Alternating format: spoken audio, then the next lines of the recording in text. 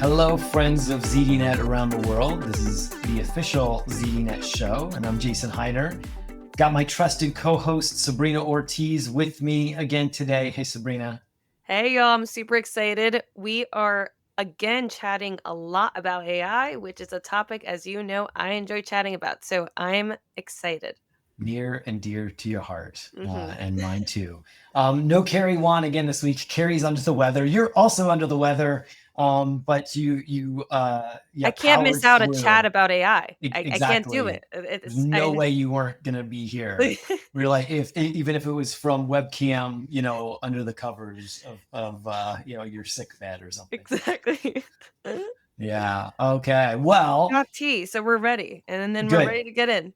Good. We're ready to do this. Techtember and Techtober are both behind us. So product launch season sort of wrapping up. There's still a few more things. We have Galaxy XR is essentially happening this week. This month. There are a few other product launches sort of happening, but most of the product launch season is in the rearview mirror.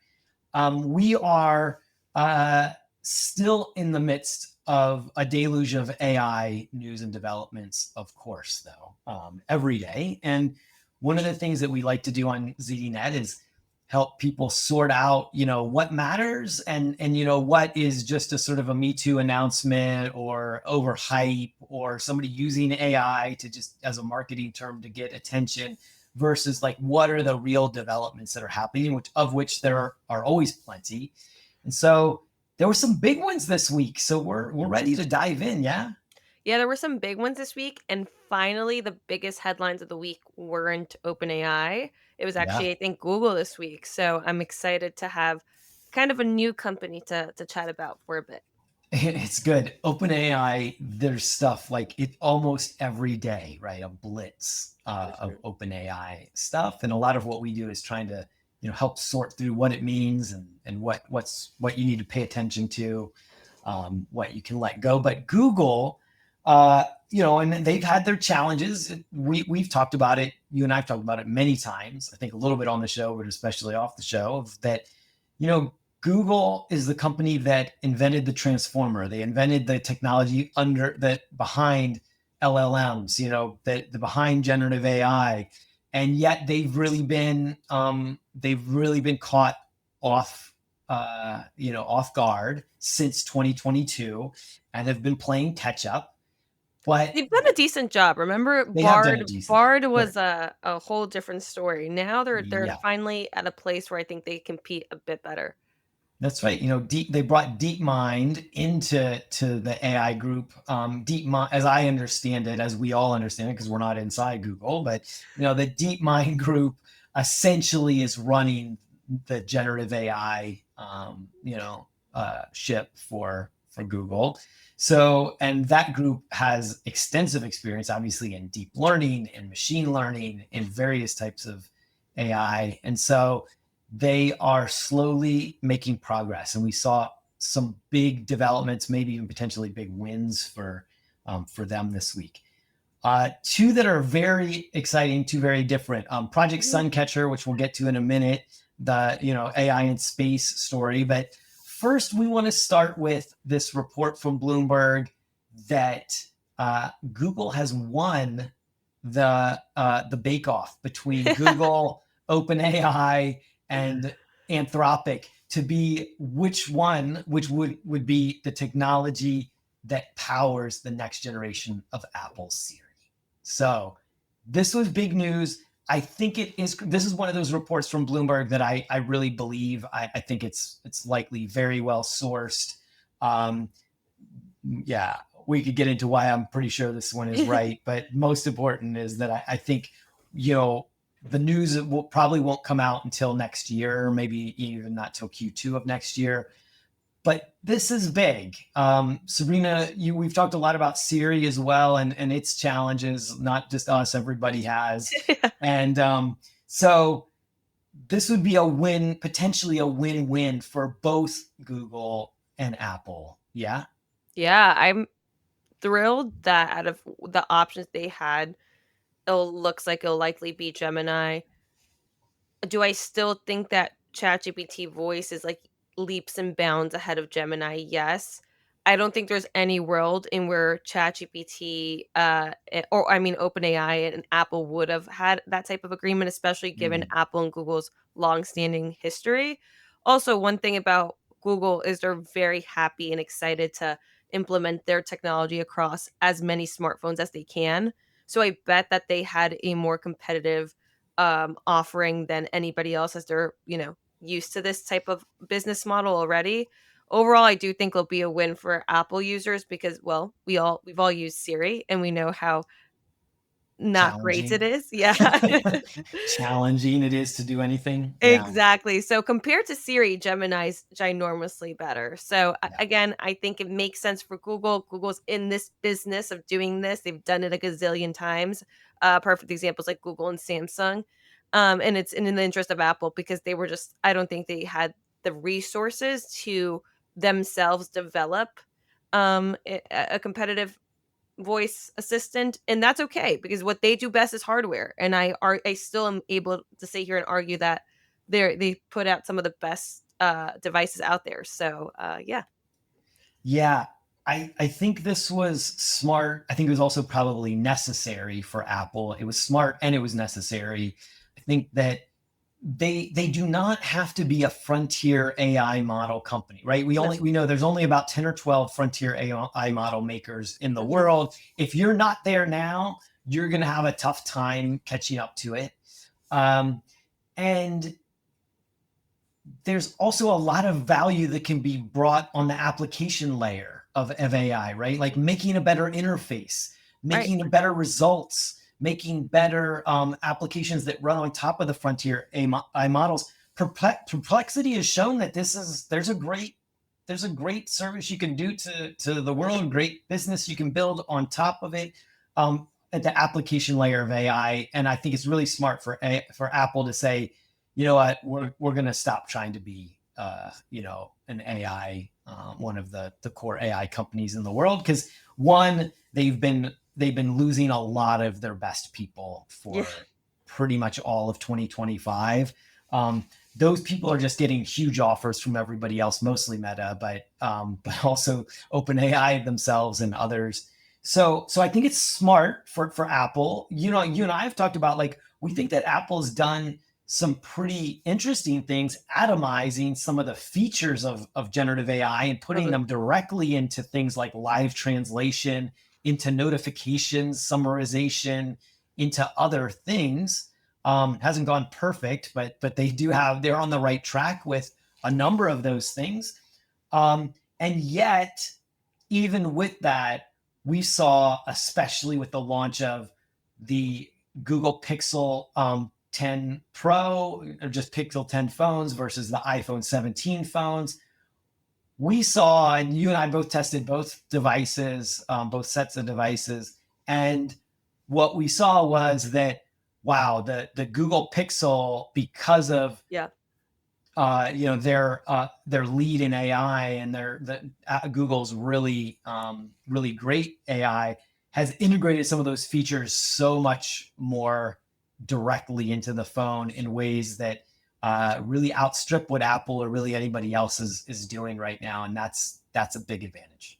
Well, yeah, I think, like you mentioned, Google's able to actually bake them in, whereas with Apple, it's like even they've relied too heavily on partnerships, for example, with OpenAI and their integration of ChatGPT into Siri, but it's not seamless in the slightest because then you're asking a question and it's like, "Hey, we might send this question over to ChatGPT if that's okay," and that's already some friction. You're like, "Never mind. I will just go to ChatGPT straight myself at that point." Yeah. So, yeah, I totally agree with you.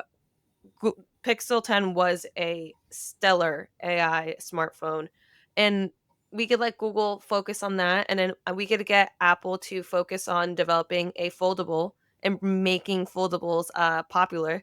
And that's what I need Apple to deliver on. Yeah, so we'll talk a couple of the details that were reported on this Gemini Apple thing. So the report is, again, from Bloomberg, that this will be a 1.2 trillion parameter model. That's about 10x the size of the model that Apple is running now. So that's big. Um, Apple's current model is about 150 million parameters. So this is a model that will run on Apple's private cloud compute servers. That means Google won't have access to any of it. So they're really, according to this report, just licensing the model, but it's not like calling home to Gemini when it does it. So privacy, from a privacy perspective, that's huge. Which Also makes sense potentially, for Apple. That's their whole yeah, brand. Yeah. that's their whole brand. It's also from a performance perspective, Apple phone. So one of the things we can say about Apple devices is they've been building these NPUs, these neural processing units, into their devices, phones, tablets, computers, and otherwise, for several years. So they are very capable. These Apple devices, really even going back to like the iPhone 15 Pro, are very capable of running AI models locally, which means speed. One of the biggest challenges that all of these computing that these AI platforms have right now is, you try to run a query if you're on the free tier of OpenAI, you try to run a query at like 4 p.m. Eastern, like good luck. Like you can get a long wait, right? Like it's calling up to the data center, it's running on their models. They're racing to build, AI factories, as they call them, giant data centers, as fast as possible. But it's tough right now. So this one is going to run the models locally for privacy and for speed and performance. And that will give Apple a lot of flexibilities to still do the kind of stuff that it could have done if it would build its own models, and the kind of stuff that we saw and are seeing in the Pixel 10 phones too, right? Because they have all those capabilities of the Google models, and so they can build in features that are really, really powerful and run really well and fast, and just can do a lot more than really any other phones can do right now. Yeah. Agreed. I think this is a home run win for both parties. And yeah, I'm satisfied. Nothing else to say. I'm glad they Okay. won the bidding war. They've done some other things too this Yes. week. So Google had some other wins. You've reported on some of these as well. So Mhm. talk a little bit about Google Finance. We know Yahoo Finance is really the leader and has always been, but Google Finance is integrating some AI using Gemini in some ways. So there's another way, another kind of win that Google potentially kind of notched this week. Is that right? Yeah, this week Google announced quite a bit. They did an AI facelift to Google Finance and to Google Maps. I'm particularly the most excited about Google Maps, but Google Okay. Finance in my nerdy, newfound interest in all things business reporting that I've been doing lately. So basically, in Google's finance version of, like you said, Yahoo, their competitive edge is now that they're implementing AI much more bullishly than Yahoo is. Yahoo has Okay. some features, they're harder to find on the site. They're not displayed prominently, and they're not why you go to Yahoo Finance. Whereas for Google, they're trying to make it as easy as possible for you to get the information you need with just asking a question. So this week they introduced deep search, which is exactly what you're thinking, like deep research, but now Yeah. make it for For finance. finance. And then you could ask more complex queries, and it'll just again do the same thing usually it does: scan websites, scan the database, give you a more thorough answer. It did other things. It added now you could ask more predictive questions. So again, like what will the GDP for the US look like in 2026? And it's able to do so because they got some partnerships with two different companies, trying to look them up right now so I don't butcher them. But yeah, so with yes, prediction markets with Polymarket and Kalshi. So Yeah. now it's able to give you more predictive data. This week it also earlier it announced some new interface changes to how you could access earning call information. And if you know when it's earning call season, like right now, we're actually just in the midst of it. Every single company is releasing something new it seems like almost every day. It's Oh hard to yeah. keep up. So it just makes the interface so much more scannable. It tells you before it happens, prominently displays when it's going to happen. During it, it gives you insights from reports, and after it gives you the biggest highlights. So just making it more accessible. And I think it's a big win because if you're a beginner in this space, I think you would gravitate towards Google's version than Yahoo. Of course, Yahoo will still have all the vets and all the people that have been using it for years and trust it because it Yeah. is a great source. Yeah. Okay. So Google Finance, Yes. bringing Gemini essentially to Google Mhm. Finance. That was another big one from this week. And then Google Maps. Talk to us about that. There were also some announcements there. What do we got? Google Maps, I'm excited about. I feel I wrote this in the newsletter coming out promptly. If you've ever used a GPS from the days of like printing out MapQuest directions to our actual TomToms or actual GPSs that we would put in the car and stick in, till when we finally got them on our phones, I think it's always been limited to like turn left in 300 feet, or you're Right. always been limited to those type of directives. Well, now using both Street View, Google Maps database, and of course some AI, Gemini will actually, in Google Maps, be able to tell you, like, turn left past, and it'll tell you the big landmark that's there. So it could be like, turn left after this restaurant, or Yeah. turn After the left after. Waffle House. Yes, exactly. And I feel like that's a major win, especially if you're directionally challenged like I am. And another major thing, probably the biggest thing, I lead with the other one because the other one I feel like is very much practical for most people.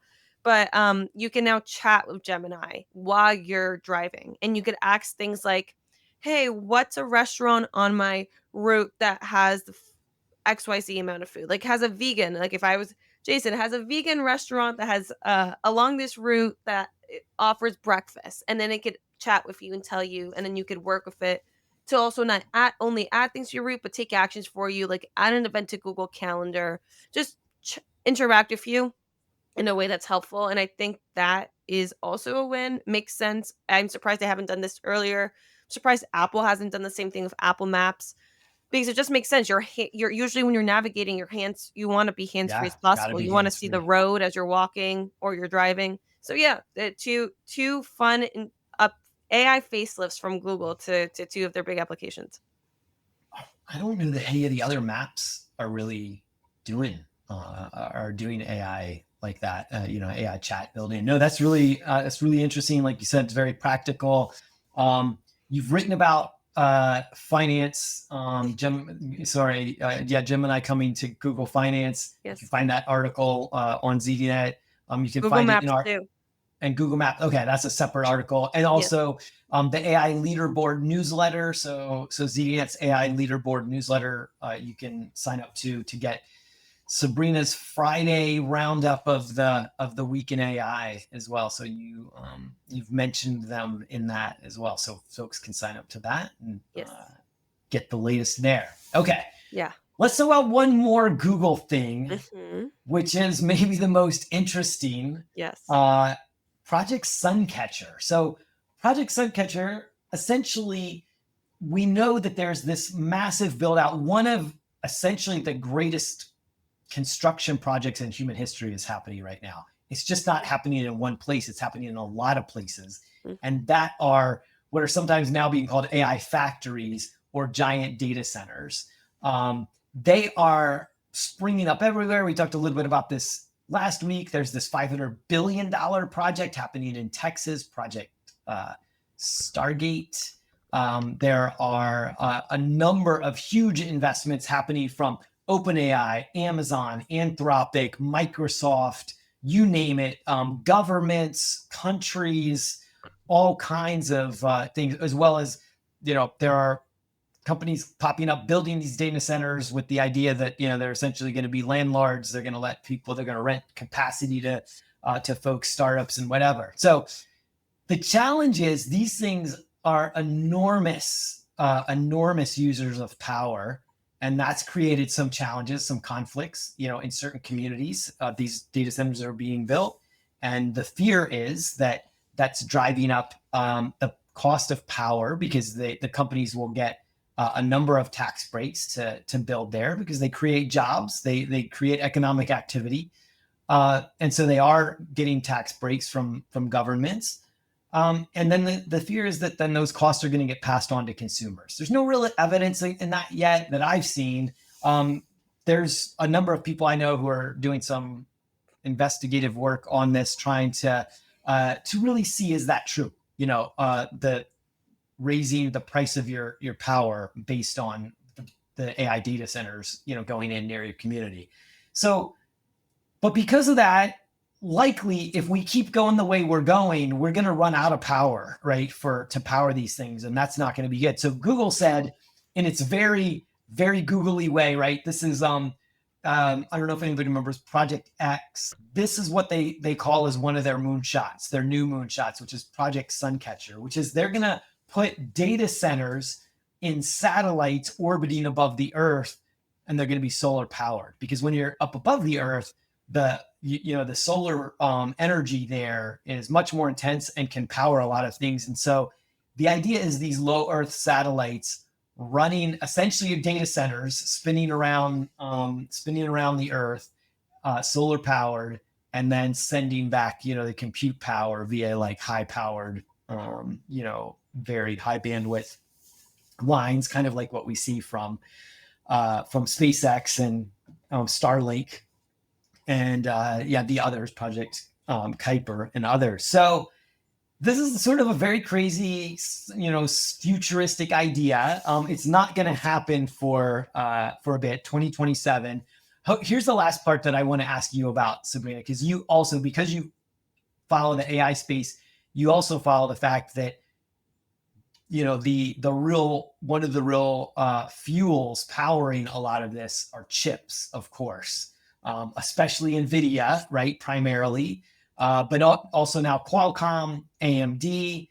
What was maybe sometimes lost in this announcement was that these are going to be powered by Google's own chips, their tensor processing units, TPU AI chips, that are going to be specifically tuned to be able to take that solar power and turn it into computing power. This is a 2027 time frame, they say, when this will sort of begin to happen. So this The isn't happening prototypes are immediately. gonna be sent in 2027, so that means that the Thank you. actual roadmap is gonna be even Much longer. longer. Yeah. You're right. Yeah, that's right. 2 prototype satellites by early 2027 Right. To test this, see if it actually works, and then the real putting it into action phase will be sometime Who after knows? that. Yeah. Want to get your thoughts on this, both the chips, the sort of this idea, the whole race to build compute, to serve the future, the AI future that we think is coming. Hey, do I think it's ambitious? Absolutely. They described it as a moonshot project because I think they even know that's a bit too ambitious to really commit to it at this moment. But I do think it's a good thing they're thinking about it. I want to see more companies thinking about alternatives because, like you mentioned, this whole data center craze happening right now, the demand's only going to keep increasing. We're going to run out of not only space but also funds. The investments being made to support these projects, building these things are not cheap. So like Yeah. you've seen OpenAI, most of the capital they're trying to raise, even if they do, last week we talked a lot about the IPO, it's going to be probably reinvested straight into the business to creating more data centers because Yeah. that's how dependent generative AI is on it, and all these solutions applications are on it, and how expensive it is to build them. So That's I'm right. glad that we're thinking about alternatives because like you mentioned, it's not a matter of if, it's a matter of when we're going to run out of the ability to continue to build stuff here. We'll see how this goes. I hope that, like you mentioned, a lot of moonshot projects, they just kind of vanish and Yeah. disappear. But I'm glad that at least they're putting the idea out there because maybe someone else will grab the idea and run with it, or Do run something with with it. something similar. So that's Sure. that. Be inspired by it and take it Exactly. in another direction. Yeah. I also, tip my hat to them for the ambition and creative thinking around this. Like that's good stuff. You know who's not going to like this idea? Astronomers. They're already, pretty salty about the fact that all the satellites that are going up from Project Kuiper, from the Starlink. SpaceX, Yeah. Starlink satellites, are really causing them problems with being able to see from Earth into the deep parts, the deep reaches of space. And so they're more and more dependent on what else? More satellites. Instead, they're going to be more dependent on telescopes that are on satellites a little further out from, where these low Earth orbit satellites are, that are really kind of interfering with their stuff. So we applaud the idea. Sorry to the astronomers. Like, I'm sure this causes you some more challenges. But speaking of big ideas, one of the things that we learned this week is OpenAI has been making a lot of progress in the enterprise. You did some specific reporting on this, Sabrina. Talk to us about this, because the last time we talked about OpenAI in the enterprise, they had fallen behind Anthropic in some of the reporting that was done about a month or two ago. And so we got a report this week, though, that OpenAI is actually making some enterprise progress. And this is important, not just for their battle with Anthropic, but for some bigger reasons that you've talked about before. I'd love to hear you, give the skinny on that. Yeah, totally. I'm super excited to talk about this because I do think it feeds really into this discussion that we had last week, discussion we will continue having about this impending AI bubble burst. But essentially, OpenAI reported this week that it has reached 1 million enterprise customers, which is massive. Like Jason mentioned, for more reasons than just making money, but also because these companies are investing. And then they're, again, the blog post, which again, take it with a grain of salt, but they're also reporting a ton of ROI.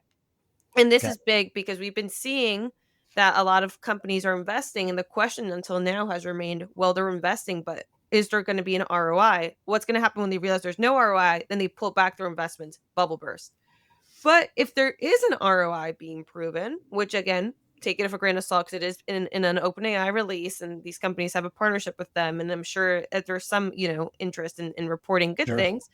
But if they are seeing an ROI, that shows that the demand that we're talking about, this like ever hungry demand for AI, and then the companies as a result for data centers and energy, there's actually some valid uh reasons for that demand, and that demand will only continue to increase. At least that's my take on it.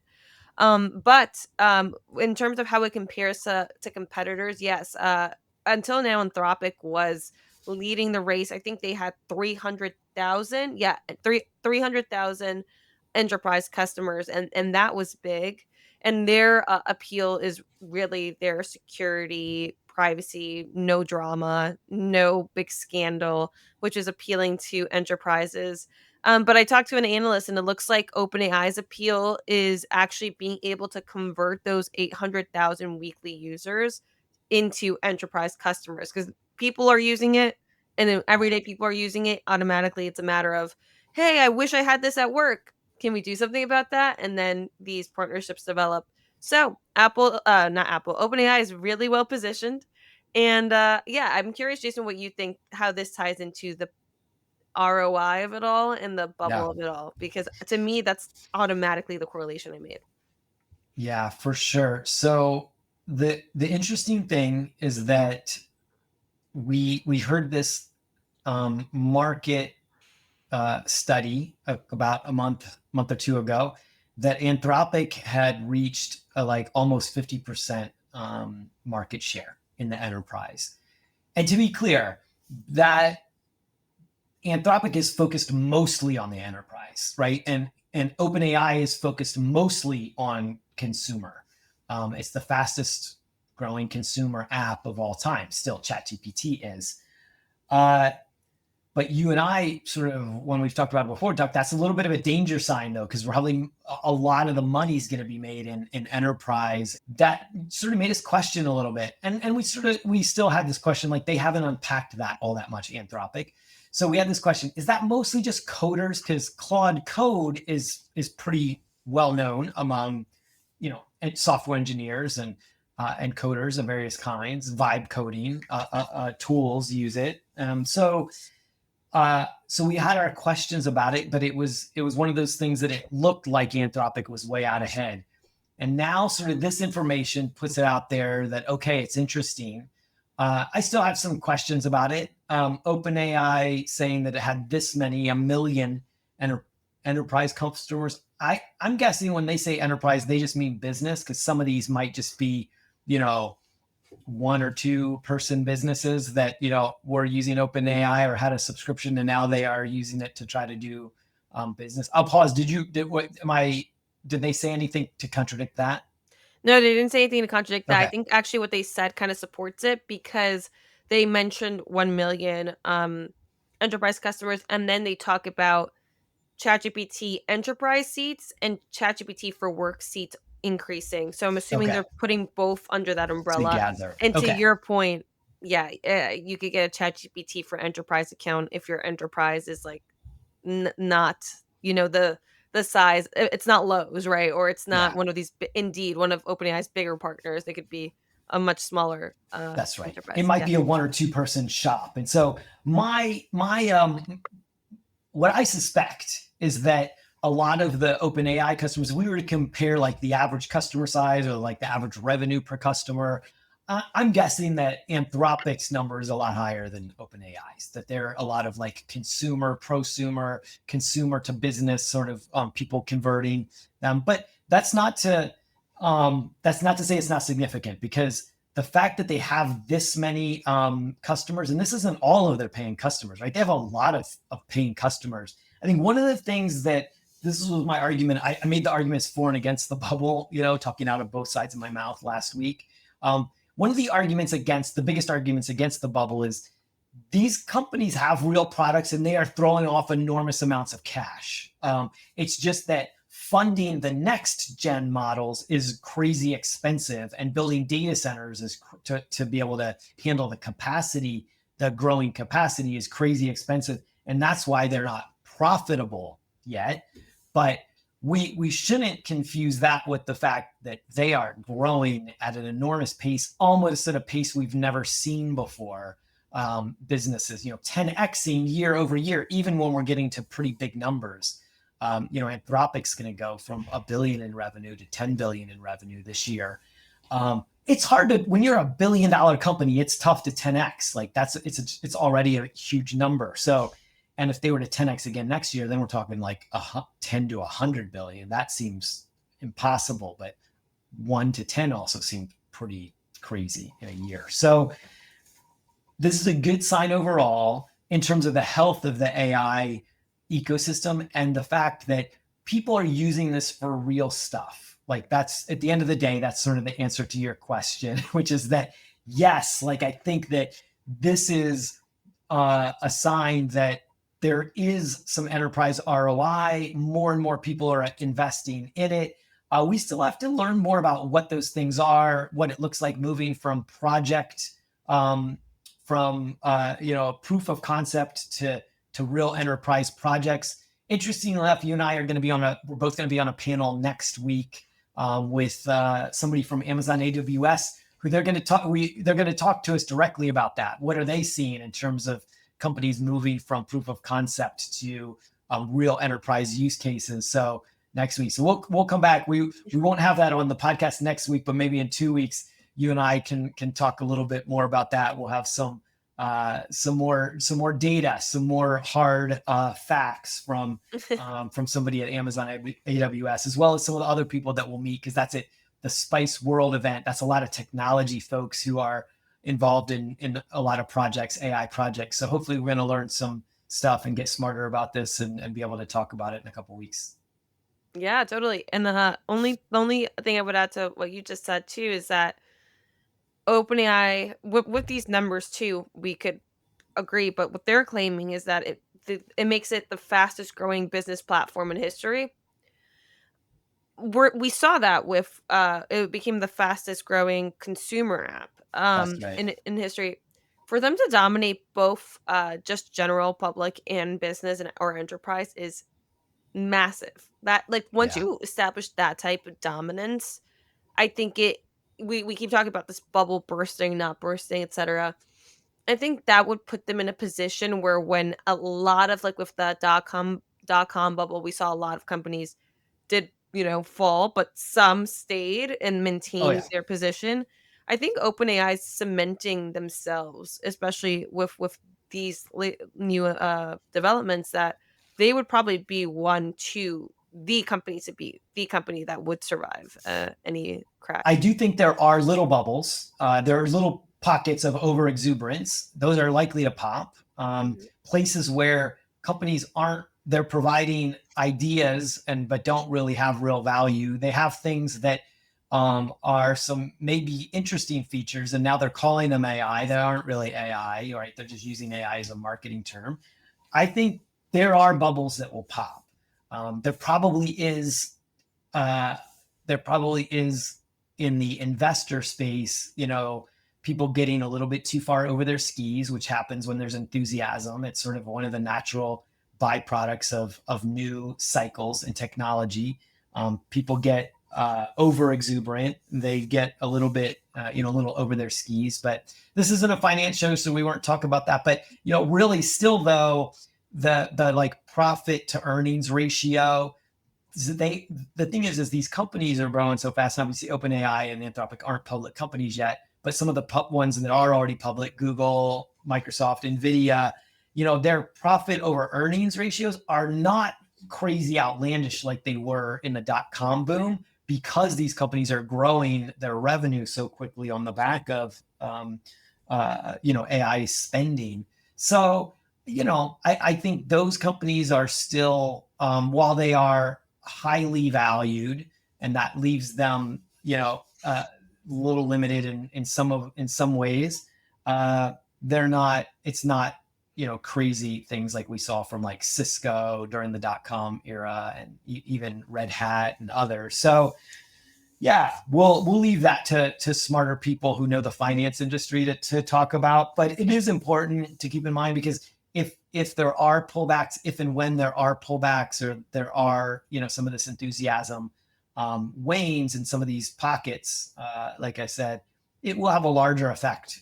But as you pointed out, when the bubbles do pop, things get more real. The companies that are creating value remain, and a lot of the people who are most serious about it, kind of keep going. All right, last story that we want to talk about is sort of like two competing stories. One is that we talked last week about the layoff picture. This is primarily in the United States. And so the layoff picture in the United States is such that a lot of companies have been announcing layoffs. A lot of that's been blamed on AI, sometimes by the companies, sometimes by the media, because it's sort of an easy narrative. And sometimes I mentioned that when I was in New York, just walking around Madison Square Park, I heard, two people chatting about it, just, with each other, about having a hard time finding jobs. And their conclusion was, it's probably because of AI. And so this narrative is out there. We got some numbers this week, though, that were pretty alarming about what the scale of this looks like. So the number of jobs cut, this is according to a report by Challenger, Gray and Christmas, an agency that's been doing this kind of reporting and research for a long time, that the job cuts in October reached over 150,000, 153,000 to be specific. That's up 175% from the month before. It's the highest October increase since 2003. So we are seeing job losses on a scale that we haven't seen in a while. 2003, for those who don't know, that was still in the shadow of the dot-com bust. Really, the dot-com bust kind of happened in 2001, but it really continued to have reverberations through 2002 and 2003. So what we learned this week was that we also started to hear analysts saying something similar that we said last week, which is like, let's be a little careful with the AI narrative, because some of this is kind of convenient too, right? That probably some of these things are related to companies over hiring. They did a lot of hiring for 48 months from in 2020 through 2022. And now we've started to see some of that unwinding, and that they created too much bureaucracy, too many layers of bureaucracy, and now they're having trouble moving quickly, and so they're unwinding some of those hires. That's not to say that AI isn't affecting it. AI may give some of the leaders in these companies the confidence that, okay, we can use this to streamline things and make people more productive, and yada yada yada. Okay, so that's one side of the narrative, is that the sort of AI job loss narrative continued to gain steam this week. And then with this other side of the narrative, which you and I talked about and were quite interested in, this statement by Jamie Dimon, who is the CEO of JP Morgan Chase. Jamie Dimon made a statement this week that was very interesting, and I think worth examining next to this other narrative, because these are sort of the two narratives that are sort of in a tug of war at the moment. So Dimon said that he is betting that the work week, because of AI and because of all of the advances in technology, as well as, and not just AI, but the advances in various forms of technology, that we will see the work week shrink from 5 days to 3.5 days a week. And then he also threw in the fact that he thinks staff in the future could live to 100 years of age. So what it was implied in that is that people likely working, having longer working lives, because they'll also be healthier, because of kind of a combination. So Sabrina, what are your thoughts on these sort of like two battling narratives of like the good things about AI and sort of the bad things that we're really grappling with as not just a industry, but really society? See, I feel like the 3.5-day work week statement, I don't even know if I would correlate. I know in the context of what he said, it was supposed to be a good thing, Yeah. but I feel like it almost goes hands in hands with the layoff numbers. Like, Okay. well, yeah, of course you would need me less because you have AI doing the rest of my job. So that I don't know if I should be super excited about that. Like, yeah, of course you don't need, maybe again in this hypothetical world. Well, yeah, you only need me 3 days out of the week to write feature stories that the AI bot can't do because it can't interview people well or doesn't know what to do. And then the other 2 or 1.5 day that I would spend maybe doing quick news hits. Well, yeah, my buddy here at ChatGPT could do those hits for me. So I almost feel like it goes hand in hand, and I don't feel Okay. like the 3.5-day work week is a obviously, I would love to work less if I'm not saying that I'm one of those people who I'm like, "Oh, I wanna work more," which wouldn't be out of character for me to say, but I'm saying in this argument, I feel like it actually cements almost the other thing a bit if you think about Okay. it, like, well, yes, of course, these 2 would make in the same universe where one exists, the other one would also exist. Like, Okay. if that makes sense. It does. I love that perspective. I love that you took two things that were opposing and made them sort of united and sort of part of like two sides of the same coin, essentially. Mhm. It's interesting. 3.5 day work week means essentially you work half the week and you are not working the other half of the week. And so, yeah, what would that mean for a lot of things? Like that would have, huge impacts potentially. Uh, I do think that the narrative about AI job loss is a little bit overcooked. I Mhm. don't necessarily think it's all AI that's causing these At job least not at this losses. stage. Like, Yeah, not like at this stage. right now, AI is not capable of doing most jobs. I Yeah. would say any job, really. So, yeah, not at this stage. Maybe in the future, but not now, at least. At the most, you can say that AI could make enough people a little bit more productive that you wouldn't need as many people, right? If you made 3 people more productive, you Mhm. had 5 out of the 5 on your team, and you made them each, 33% more productive, then, maybe that gets you to the point where you can, or 40% more productive. That gets you to the point where, okay, maybe you could get by with less people on that team. But it's a little bit of a spurious argument. I think that's what happened. I think what's more likely is in the macroeconomic picture. Remember that during 2020 And really, even into 2021, there was a lot of government infused spending right into the economy that created all of this additional activity. And really, what's happening now is that is still unwinding itself, this much later, right? That was a necessary thing to keep the economy from really, collapsing because of the pandemic.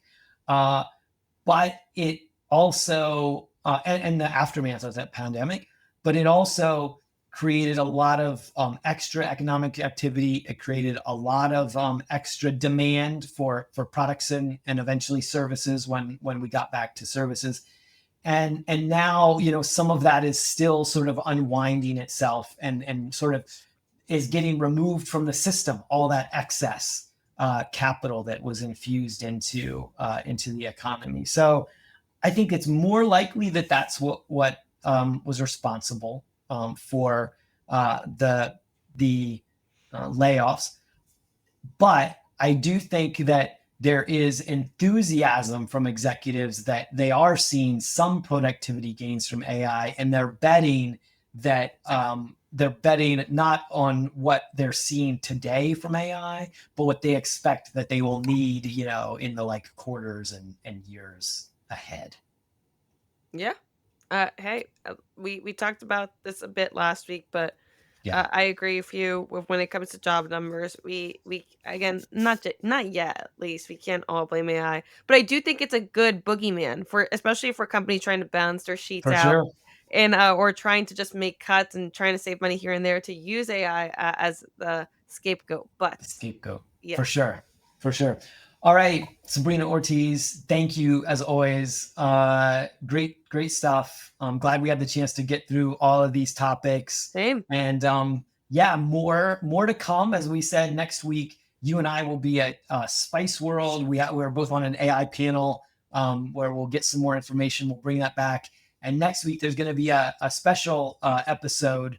Carrie Wan will be back, and we'll leave it to the team next week to talk about what next week's special episode is. But if you want to make sure you see it, then go ahead and subscribe to this video, subscribe to this channel, and like this video.